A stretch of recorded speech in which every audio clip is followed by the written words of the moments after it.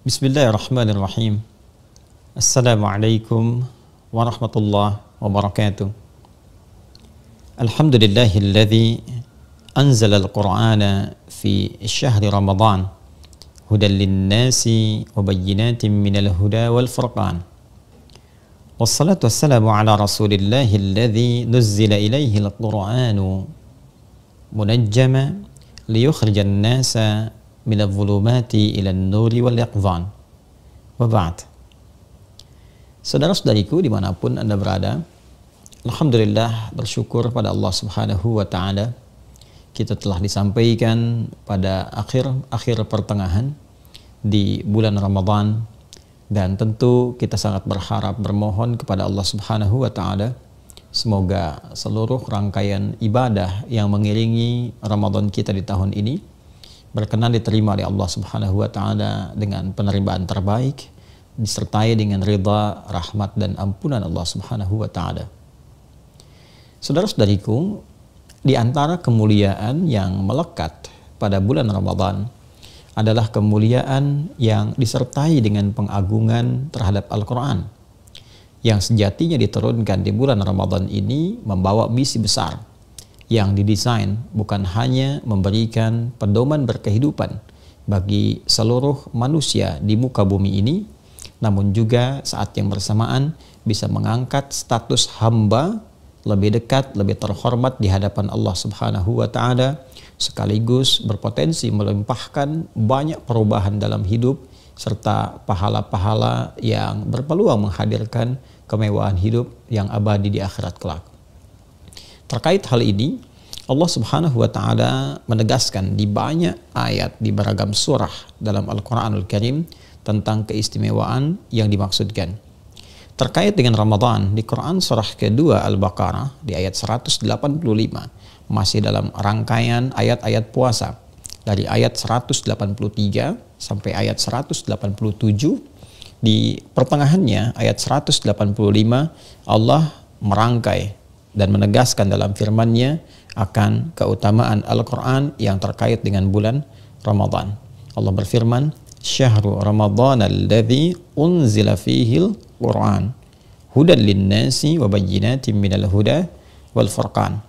Di bulan Ramadan yang kalian menunaikan kewajiban ibadah siam itu, pada saat itulah ada momentum besar, yaitu diturunkannya Al-Quran, yang penurunan Al-Quran ini ditujukan untuk memberikan pedoman berkehidupan bagi seluruh manusia, hudan linnas. Ini yang membedakan Al-Quran dengan kitab-kitab sebelumnya yang diturunkan kepada para nabi dan rasul sebelum era Nabi Muhammad SAW, dan bagi seluruh umatnya sampai kehidupan di muka bumi ini tuntas terselesaikan.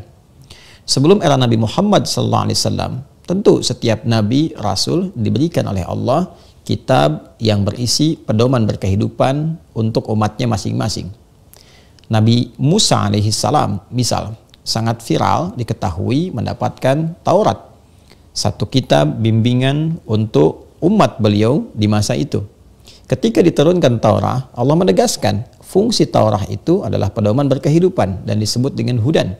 Di Quran surah ke-17 Al-Isra di ayat kedua misalnya, wa ataina Musal kitaba wa ja'alnahu hudan li bani Israel. Dan dengan keagunganku, kata Allah, aku anugerahkan, aku berikan kepada Musa alaihissalam itu kitab, yaitu Taurat. Di Quran surah ke-3 Al-Imran di ayat ketiga, di antara rincian kitab yang diturunkan kepada Nabi Muhammad SAW, Nabi Isa alaihissalam, Nabi Musa alaihissalam, maka disebutkan nama Taurat. Nazzala alaikal kitaba bil haqqi musaddiqan lima baina yadayhi wa anzalat Taurat wa anzalat Taurat wal Injil. Taurat untuk Nabi Musa alaihissalam. Wa ataina Musal kitaba, dan dengan keagunganku, kata Allah, aku berikan, aku anugerahkan kepada Musa kitab Taurat. Wa ja'alnahu hudan li bani Israel, dan kami jadikan, kami tetapkan kitab yang dimaksudkan Taurat itu adalah pedoman berkehidupan. Bagi siapa? Umat Nabi Musa.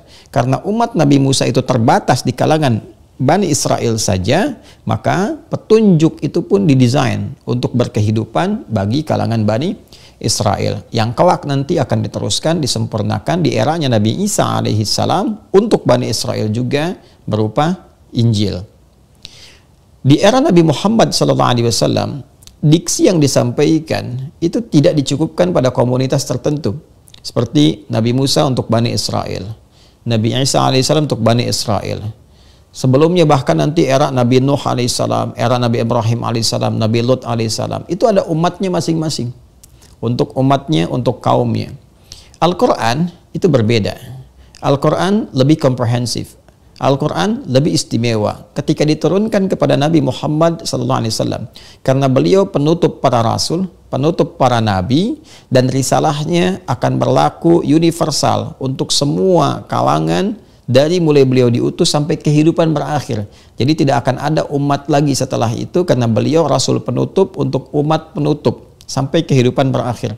Karena itulah risalah yang dibawa ketika Allah Subhanahu wa taala menurunkan pedoman berkehidupan yang disampaikan pada beliau untuk diajarkan pada umatnya, maka dinamai kitabnya, pedomannya dengan nama Al-Quran. Syahrul Ramadan alladzi unzila fihi Al-Quran, dan fungsinya hudal linnas. Quran ini ternyata desainnya disampaikan oleh Allah kepada Rasulullah SAW, diteruskan, diajarkan kepada kita.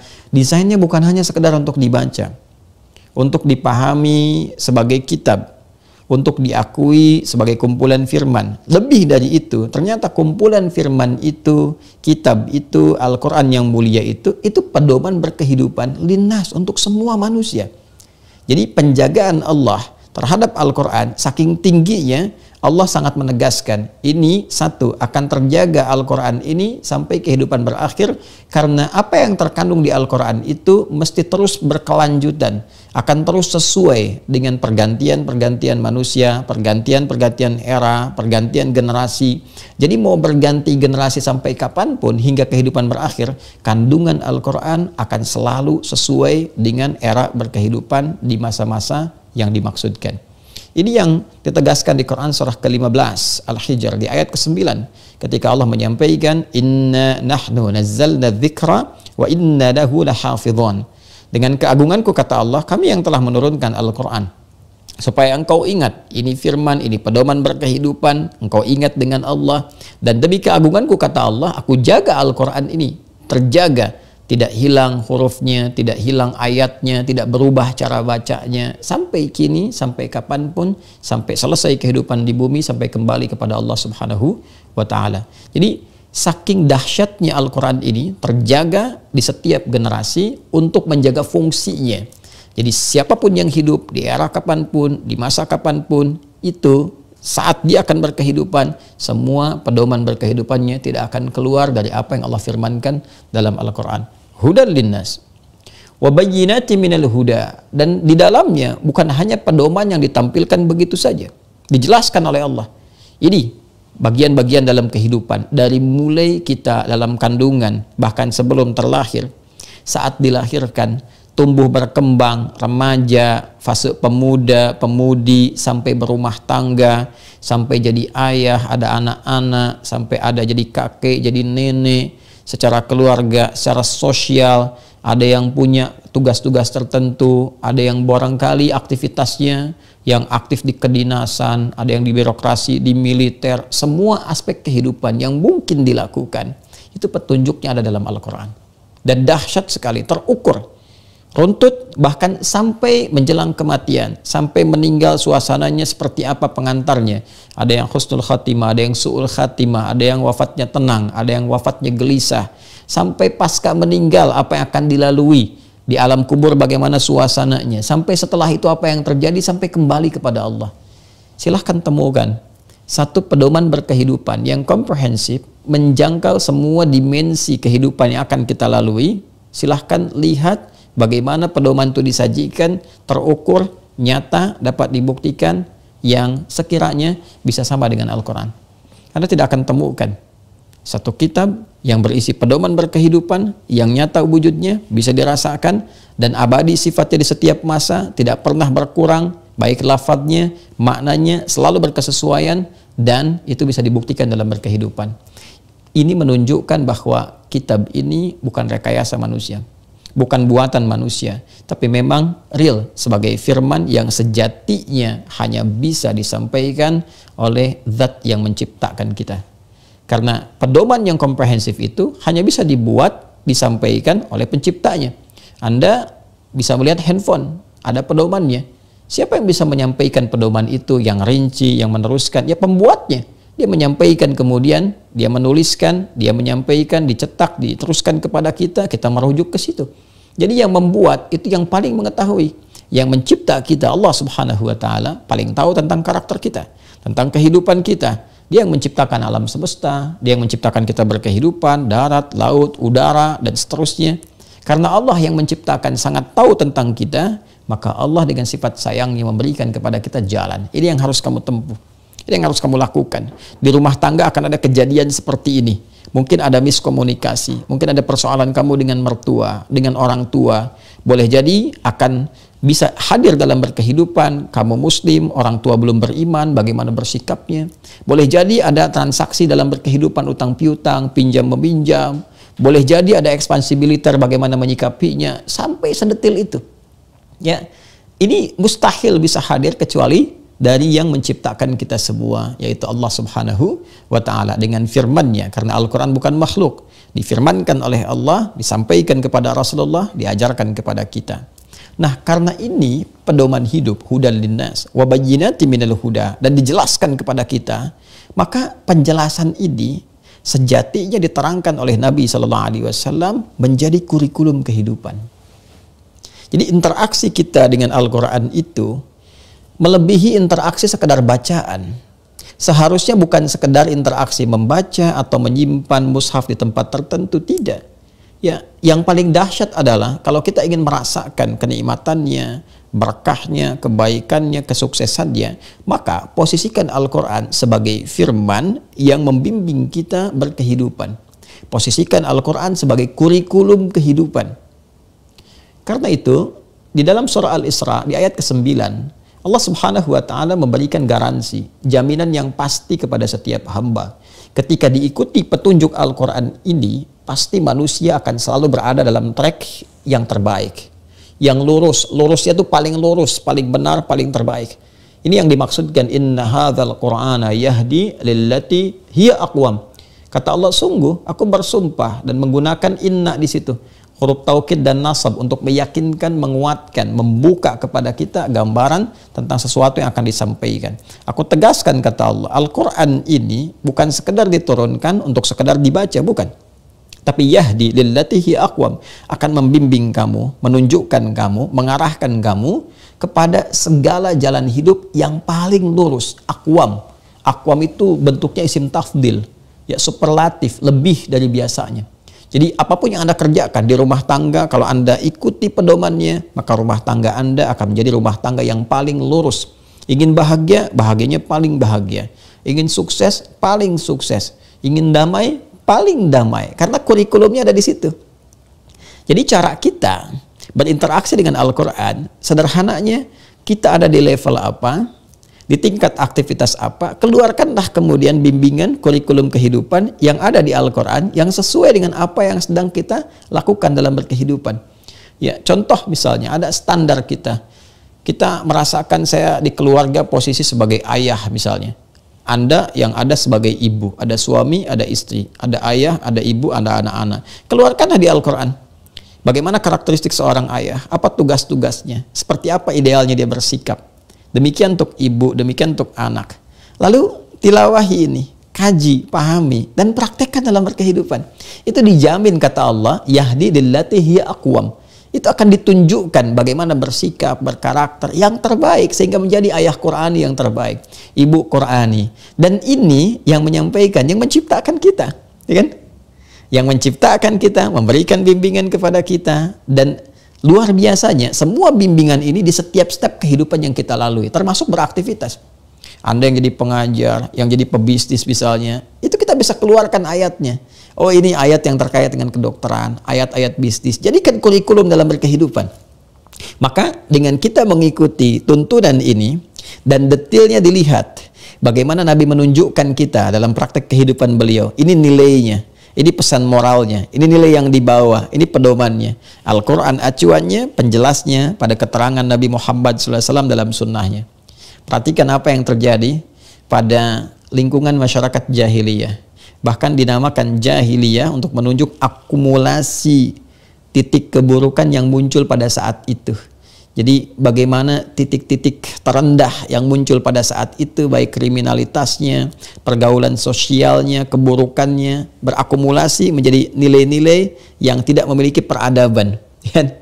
Lantas datang Al-Quran, dibimbing oleh Nabi kurikulumnya, kemudian diajarkan secara detail, secara bertahap. Memperbaiki dari aspek personal, individual, sampai ke aspek sosial kemasyarakatan. Dibimbing satu-satu, 1, 2, 3, 4 stepnya. Apa yang terjadi? Mereka berhasil mentransformasikan diri mereka dari citra jahiliyah menjadi khairu ummah. Dan itu mendapat pengakuan langsung yang ditetapkan oleh Allah Subhanahu wa Ta'ala dalam Al-Quran. Di surah ketiga Ali Imran ayat 110. Kuntum khaira ummatin ukhrijat linnas. Kalian adalah umat terbaik yang pernah dilahirkan dari kalangan manusia yang berkehidupan di bumi. Anda bisa bayangkan dari jahiliyah bertransformasi menjadi khairu ummah. Dan ini bukan fiksi. Mereka bukan tokoh-tokoh fiktif. Ya, kita bisa lacak dalam sejarah. Siapa yang tidak kenal, tidak tahu Abu Bakar As-Siddiq, Umar bin Khattab, kemudian ada Uthman bin Affan, Ali bin Abi Thalib radhiyallahu taala anhum jami'an, Abdurrahman bin Auf, dan sahabat-sahabat mulia yang lainnya. Itu namanya benar ada dalam sejarah, bisa kita lacak, perjalanan hidupnya ada, bekas-bekasnya ada, dan mereka berhasil mengantarkan perubahan bahkan dalam level kehidupan berbangsa, bernegara, bermasyarakat, dan lintas benua bahkan. Ya, hadir dalam konteks berkehidupan bukan hanya di Arab saja pada masa itu, tapi menginspirasi sampai membangun peradaban di Eropa. Itu kan spirit Quran yang dibawa ke Eropa itu. Ya, nilai-nilai bersejarah dari mulai nilai-nilai keyakinan, akidah, kemudian ibadah yang benar, pancaran dari hasil akidah dan ibadah itu tatanan kehidupan yang harmoni, membentuk kemajuan, hasilnya peradaban 7 abad kan di Andalusia itu. Kemudian di timur, bagaimana di Irak kan, di wilayah Persia itu maju juga luar biasa. Ketika Quran didekati, kemudian diinteraksikan, kurikulumnya dikeluarkan, diriset, diterapkan dalam kehidupan, maka itu nyata. Itu jaminan dari Allah akan mengarahkan manusia, membimbing manusia ke puncak yang terbaik dari karir yang sedang mereka titi. Jadi tugas kita saat ini sederhana sebetulnya, simpel. Ya, karena Qurannya sudah ada. Kemudian miniasi kehidupan Nabi itu oleh para ulama sekarang dikodifikasikan dalam bentuk kitab hadis. Sahih Al-Bukhari saja, itu Sahih Al-Bukhari kan penjelas kurikulum dari Al-Quran, dari keterangan Nabi Muhammad SAW dalam hadis-hadis beliau yang menerangkan tentang kandungan Al-Quran, dikodifikasikan oleh Al-Imam Al-Bukhari menjadi 97 tema. Ya, jadi sederhananya, di tema-tema itu pun kita sudah diberikan kemudahan tuh, dan ditunjukkan. Ini Kitabul Iman, topik yang kedua tuh, ada 57 hadis kurang lebih, tuh kan? Ini kalau Anda bertanya, iman saya suka naik turun. Kalau sedang naik saya semangat ibadah, jangankan fardu, sunnah pun dikerjakan. Tapi kalau sedang turun, fardu pun kadang terlambat. Bagaimana cara naikannya dan dijaga supaya stabil? Baca Kitabul Iman tuh. Ya, ini ada topiknya, ayatnya disampaikan dulu, ayat Qur'annya ini apa, hadisnya apa, bimbingannya apa, contohnya apa. Lalu ada Kitabul Ilmi, ya, topik tentang pengetahuan. Dari Kitabul Ilmi ini kita belajar tentang bagaimana kemudian cara menuntut ilmu, kapan waktu yang terbaik. Ayat-ayatnya ada, hadisnya ada, lalu diterapkan dalam dunia pendidikan. Bawa tuh. Ya, bahkan para ulama membawa itu semua, kemudian mengarang kitab-kitab mereka dan jadikan sebagai patokan dalam dunia pendidikan. Itu ada yang mengarang seperti itu. Ya, seperti Al-Imam An-Nawawi saja punya kitab At-Tibyan misalnya fi adab hamalatil Quran. Itu dirincikan tentang hadis-hadis Nabi, ayat-ayat Al-Quran, bagaimana menjadi siswa yang baik, guru yang baik, sampai diatur cara masuk ke ruang belajar seperti ini, berinteraksi dengan guru begini, dengan teman-teman begini, dan hasilnya berkah. Lihat orang-orang dulu. Ya, jangan batasi pengetahuan keislaman itu pada hazanah-hazanah spiritual saja, yang sifatnya keagamaan seperti tafsir misalnya, hadis, fikih. Jangan batasi di aspek ini saja. Lihat orang-orang dulu yang sama-sama hafal Quran, sama-sama menghafal hadis juga, dan mereka menjadi ilmuwan. Apakah kita tidak harus memviralkan nama-nama sebesar misalnya Al-Kindi, Ibnu Sina, Ibnu Batutah yang berpetualang itu, Al-Khawarizmi, Al-Battani, itu kan, Al-Farabi. Bukankah di antara mereka itu Masya Allah ada yang cendekiawan di ilmu matematika, ya, di Al-Jabar sebelumnya, kemudian ada ahli astronomi, ahli kimia, Jabir bin Hayyan. riset tentang prototipe pesawat terbang, ya, Ibnu Firnas dan turunan-turunan yang lainnya. Betapa luar biasa. Dan hebatnya, mereka dari semenjak kecil mengawali dengan interaksi terhadap Al-Quran. Rata-rata penghafal Quran. Penghafal Quran. Siapa yang tidak kenal dengan Ibnu Sina, pakar kedokteran itu? Bermula dari Al-Quran. Siapa yang tidak kenal misalnya dengan Ibnu Rushd? Ibnu Rushd itu kan menarik tuh, pemikir juga, ya, dokter bedah juga, tapi hafal Quran juga dan paham fikih. Bahkan beliau menulis kan salah satu buku yang sekarang menjadi pedoman tuh tentang perbandingan di fikih itu. Ya, beliau menulis tentang buku namanya Bidayatul Mujtahid. Ya, Bidayatul Mujtahid ini dikarang oleh siapa? Oleh dokter ahli bedah. Namanya Ibnu Rushd, dikenal dengan Averroes. Ya, seorang dokter ahli bedah, seorang pemikir, hafal Quran dan bisa menghadirkan masalah-masalah fikih yang dikomparasikan satu dengan yang lain. Ini sangat menarik sekali. Ya, jadi tugas kita, teman-teman sekalian, di Ramadan ini, bulan Al-Quran, bulan interaksi dengan Al-Quran, lebih dari sekedar kita meningkatkan bacaan. Bacaan itu pembukanya, yang mengantarkan rasa yang tinggi, keterikatan kita terhadap Al-Quran. Kalau sudah terikat, tak ingin jauh, ingin selalu melekat, maka kita kaji. Puncaknya adalah kita mengkaji, menghadirkan kurikulum, yang dengan kurikulum itu sesuai dengan kebutuhan kita, terapkan dalam kehidupan. Seorang ibu keluarkan ayat-ayat tentang perempuan, ya, tentang ibu, tentang istri, posisinya apa itu yang dilakukan. Lalu lihat prakteknya. Dalam hadis-hadis Nabi ada petunjuknya. Di Al-Bukhari lengkap sekali 97 topik itu. Ada topik kesehatan, kedokteran, kitabut tibbi, kemudian juga ada topik militer misalnya, ada topik pemerintahan, kitabul imarah, dan seterusnya. Dan ini di riset pun sangat luar biasa. Bahkan di barat mereka tidak malu untuk meriset. Ya, orang-orang Yahudi saja mereka rajin meriset ayat Quran, hadis-hadis, sampai hadis akhir zaman, eskatologi, bahkan tentang peristiwa-peristiwa mendekat ke kiamat itu paling rajin mereka riset. Jadi Anda bisa bayangkan yang non-muslim saja betapa mereka mengharapkan saripati Quran dan hadis itu bisa membawa kebaikan-kebaikan, lalu mereka riset dan mereka bawa nilainya, mereka terapkan. Kenapa kita yang muslim yang memang dengan itu Quran diturunkan, pedoman hidup kita tidak lebih bersemangat? Karena itu nuzulul Quran bukan hanya momentum yang secara formalitas menghadirkan satu acara untuk kita bisa mengingat Al-Quran lagi, menerangkan fungsinya. Lebih dari itu, momen nuzulul Quran yang dikuatkan, diingatkan setiap setahun sekali itu dengan fitrah yang dilekatkan kepada kita untuk mengingatnya.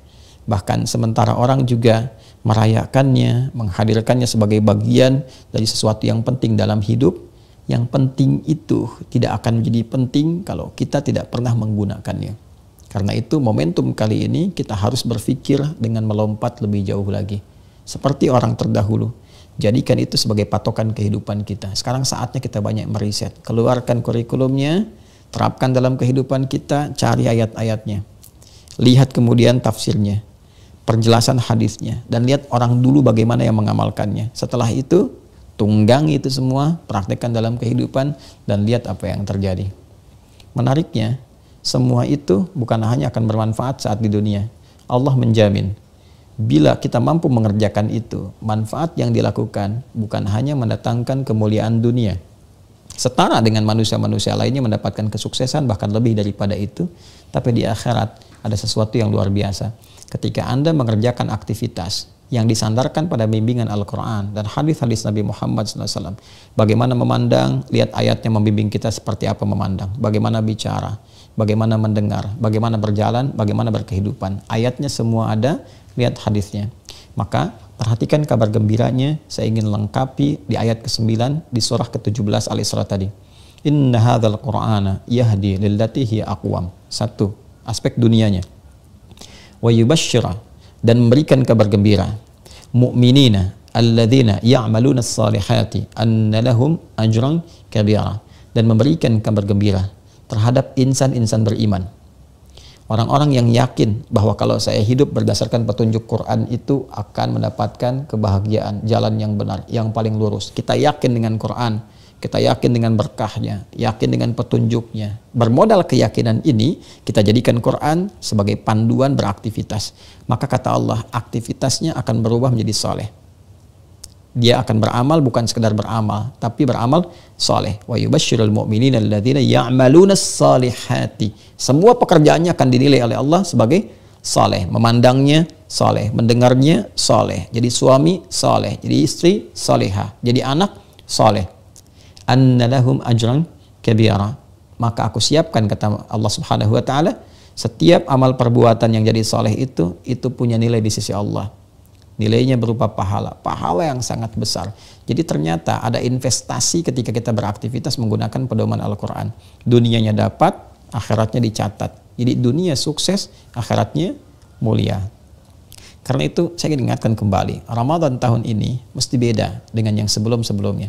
Bagus kita membuat momentum, bikin peringatan, bikin kajian, sangat bagus, sangat didukung, sangat disupport untuk memberikan pencerahan, kesadaran bahwa nuzulul Quran itu sangat penting. Tapi lebih daripada itu, esensinya mesti kita dapatkan. Quran itu nuzul, turun, diturunkan kepada Nabi Muhammad SAW, disampaikan kepada kita, bukan hanya untuk turunnya yang penting, tapi ada esensi di balik turun itu berupa kurikulum kehidupan. Itu yang harus kita keluarkan sehingga mampu merubah kita dan mengeluarkan kita minadh-dhulumati ilan nur, dari bagian-bagian episode kehidupan yang gelap, sulit mengarah, kadang berbelok ke tempat yang tidak disukai Allah, bertindak sesuatu yang tidak tempat, ilan nur, kepada cahaya. Wattaba'un nur alladzi unzila ma'ahu. Dan orang-orang terhebat itu, umat Nabi Muhammad yang baik itu adalah orang-orang yang mampu mengikuti nur yang diturunkan pada Muhammad SAW. Nur yang dimaksudkan adalah Al-Quran. Itu yang disinggung di Quran surah ke-7 Al-A'raf itu di ayat yang ke-157. Semoga tahun ini kita lebih berkah. Semoga tahun ini Allah meridhai kita. Dan semoga tahun ini Allah jadikan Al-Quran senantiasa melekat dalam kehidupan kita dan dimuliakan kita di dunia dengan Al-Quran, berpulang ke akhirat sebagai ahli Al-Quran yang diberikan jubah kehormatan, mahkota kehormatan, dan dihadirkan, ditempatkan di tempat yang paling terhormat. Allahumma taqabbal minna innaka antas sami'ul alim wa tub 'alaina innaka antat tawwabur rahim. Allahumma ij'alna min ahli al-Qur'an waj'al al-Qur'ana sahiban lana fid dunya wa syafi'an lana fil akhirati ya arhamar rahimin. Rabbana atina fid dunya hasanah wa fil akhirati hasanah wa qina adzabannar. Sallallahu ala sayyidina Muhammad wa ala alihi wa sahbihi ajma'in. Wa akhiru da'wana subhanakallahumma wa bihamdika nashhadu an la ilaha illa anta nastaghfiruka wa natubu ilaik. Wa akhiru da'wana alhamdulillahi rabbil alamin. Demikian, assalamualaikum warahmatullahi wabarakatuh.